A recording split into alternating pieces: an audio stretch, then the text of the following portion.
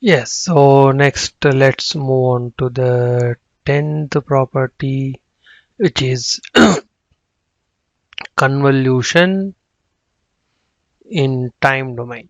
Okay, so convolution in time domain property. Okay, so what does that say here? It says that let x of t has x of j omega as the Fourier transform, and h of t has h of j omega as the Fourier transform. Then x of t convolved with, then I write down this as y of t. Then y of t equal to x of t convolved with h of t.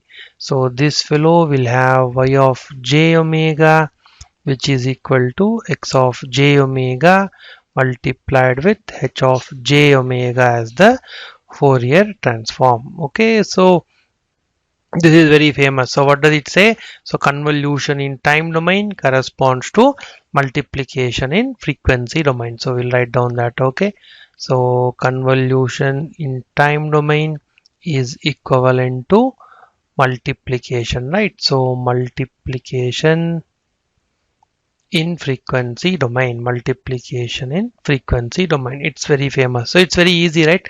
You should have remembered that the convolution operation in time domain, it's little bit tricky, right? What is that convolution integral? We'll write down that. So we have integral minus infinity to infinity x of tau h of t minus tau d tau. So what is that you have to do? First step is convert everything into tau domain. Then you first step is you have to shift h of t to the left by t units, and then flip it and multiply x of t and x of tau and h of t minus tau for various values of t, and then we get the final answer. So that is little bit laborious, but if you look at the convolution in time domain property of the Fourier transform, what does it say? If you the convolution in time domain is equivalent to what? Just the multiplication of the Fourier transform. You just multiply them and take the inverse Fourier transform, you get the convolution operation. It is just like a magic. Okay, yes. So before we go into examples, let us prove that. Okay, so let us prove this result. Okay, so we are interested in finding Fourier transform of y of t, which is given by y of j omega. Okay, y of j omega would be equal to integral minus infinity to infinity y of t e power minus j omega t dt. So clearly this is our analysis equation, but we know that. Okay, but what do we know? We know that what is y of t here? We know that y of t equal to, because it is convolution of x of t and h of t, y of t would be equal to integral minus infinity to infinity x of tau h of t minus tau d tau. So let us substitute this y of t in the above equation. We get y of j omega equal to integral minus infinity to infinity y of t. We have integral minus infinity to infinity x of tau h of t minus tau d tau, and then this whole term, correct, is multiplied with e power minus j omega t dt. So let us rearrange them. So what do I mean by that? So this we can write it as integral minus infinity to infinity. First we'll integrate with respect to t, and then we integrate. First we integrate with respect to t, yes, and then we integrate with respect to tau. So that's why the term which has only tau term, we will keep it out. And then we write integral minus infinity to infinity h of t minus tau e power minus j omega t dt, correct? There is only t term and dt, so we'll bring that inside, and this finally will integrate with respect to tau. Okay, so let us look at the term inside the square bracket. Okay, so here what do? We replace t minus tau with dummy variable L. So what will happen here? T will become L plus tau, and dt will become dl. Correct? If we replace t minus tau with L, so t will become L plus tau and dt will become dl. Okay. Yes, but what happens to the integral limits? T varies from where to where? Minus infinity to infinity, and hence L also should vary from minus infinity to infinity. So let us substitute.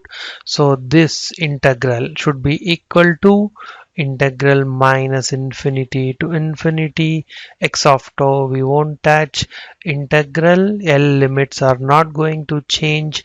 T minus tau is replaced with the L, so you'll get h of L e power minus j omega. T is replaced with L plus tau, dt is replaced with the dl d tau. Okay, so again this should be equal to integral minus infinity to infinity x of tau. Okay, in this e power minus j omega times L plus tau can be replaced with e power minus j omega L multiplied with e power minus j omega tau. Okay, so this should be integral minus infinity to infinity h of L e power minus j omega L e power minus j omega tau dl d tau.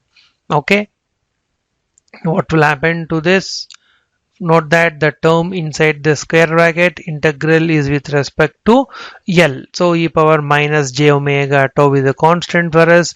We'll keep it out. So you'll get integral minus infinity to infinity x of tau e power minus j omega tau integral minus infinity to infinity h of L e power minus j omega L dl, and this whole thing is multiplied with d tau.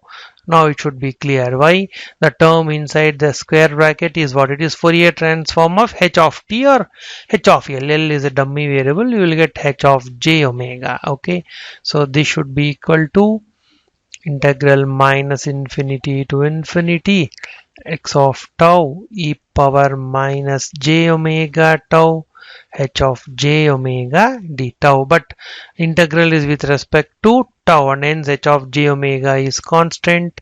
So what do we get? So this should be equal to h of j omega multiplied with integral minus infinity to infinity x of tau e power minus j omega tau d tau.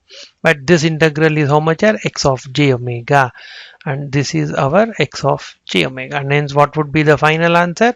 That is x of j omega multiplied with h of j omega. So what did we get? We get the Fourier transform of y of t, which is y of j omega equal to how much? X of j omega multiplied with h of j omega. So in that way we have proved that what? Convolution in time domain corresponds to multiplication in frequency domain. Okay.